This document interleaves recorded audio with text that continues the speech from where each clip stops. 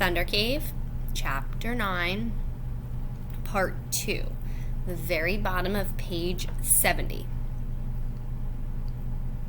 When I got to the store, I chained my bike to a post and locked it. The store was small and there was more space on the shelves than items. I collected a few cans of soup, tuna, sardines, and meat, and a couple loaves of bread. Then I looked around for paint, but I didn't find any. I took the cans up to the counter, and the clerk added it up. "That will be 249 shillings, he said. What? That was about $35, a quarter of my money, and I only had 10 cans of food. Why so expensive?" He shrugged his shoulders. I had brought 400 shillings with me, figuring it was more than enough for groceries, paint, and perhaps a meal in a restaurant on the way back to the hotel. I guess food gets expensive when it's scarce. I paid him and walked out of the store with my bag of gold.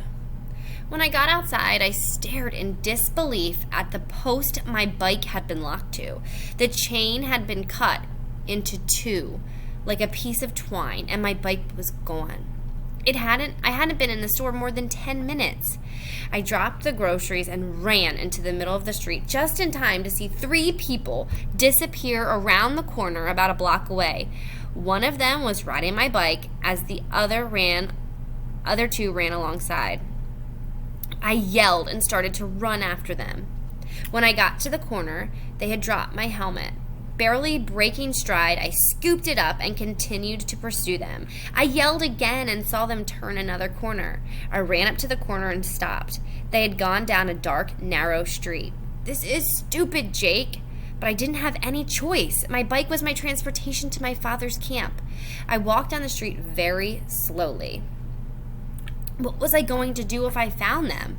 I put my helmet on and tightened the strap around my chin. "Me, I'm afraid there's been a mistake. That's my bike you have there." "Thieves." "Oh, really? We're sorry. We didn't know. Here, take it back."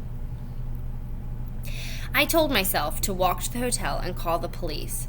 But they'd ask questions that I didn't have good answers to, like, "Where's your father?" and "How old are you?" About halfway down the street, I stopped, my courage lost somewhere in the dark.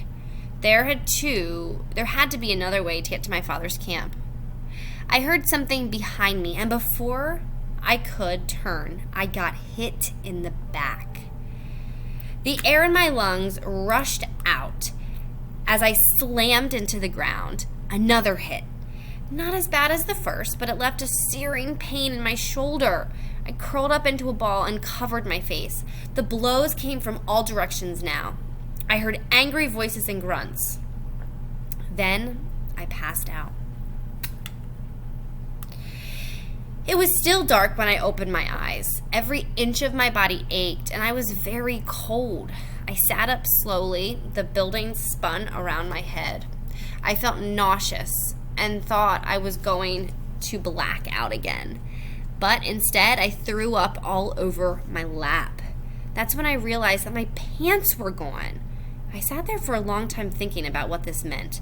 They had taken my pants, shirt, shoes, and my bike. I felt my head. My helmet was gone. I was 2 miles from the hotel, and I had barf on my bare legs. They hadn't taken my underwear. I felt around my neck. The amulet was still there. They must have missed it in the dark. I was glad about that. A cold wind blew down the street. How could it be so cold at night and so hot during the day? Nairobi is at 5,000 feet. When the sun sets, it gets very cold. I had to get back to the hotel. I wondered if my legs were broken. It was hard to tell where one hurt stopped and another started. I moved my legs one at a time. In spite of the pain, they seemed to work. Very, very slowly, I got to my feet, using a wall to steady myself. The light of the street was only half a block away. I took a step and felt my knees buckle and caught myself on the wall. Survival is more important than getting there. I had my whole life to get to the hotel, and I thought, at this rate I'm going, it might just take that long. It took 10 minutes for me to reach the end of the street. By then, my head had cleared a little, and I had regained some of my strength. 20 minutes later, I passed the store, which was now closed. My canned food was long gone. People stared at me as I walked by. No one said anything, and no one offered to help.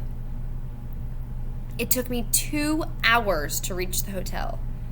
The clerk was still on duty. I went up to the desk and asked for the key to my room. What happened? Just give me my key, I said. I didn't want to get into it with him. He gave me the key. Your bike? He asked. It's gone. I didn't give him a chance to ask about my clothes. I just walked away and climbed the stairs to my room. I went into the bathroom and surveyed the damage in the mirror. An ugly bruise was forming on my shoulder, and I was sure that there were more bruises on my back. Other than this, I seemed to be okay physically. My mental condition was another story. I felt disoriented. It was like everything that had happened since I left New York had not actually occurred. Had my bike really been painted like a zebra? Had it been stolen, along with my clothes? Was I really in Africa? I slipped on another pair of jeans and a t-shirt and flopped down on the bed. I had no idea what I was going to do. I couldn't sleep. I lay there for a long time and stared at the cracks in the ceiling. There was a knock at the door. Painfully, I got up from the bed and opened it. An African in a starched khaki uniform stood there. Hello, he said. I am a police officer. I hear there's been a problem. The hotel clerk must have called him. It's really no big deal, I said. He smiled and looked at a small notebook. The clerk says that you came into the hotel in your underwear and that your bike was stolen. That's right, I said. But it's really no big deal. An attack on a tourist in Kenya is always a big deal, he said. You are Jacob Lanza? I nodded. I must make a report, he said. May I come in? Sure. I let him in.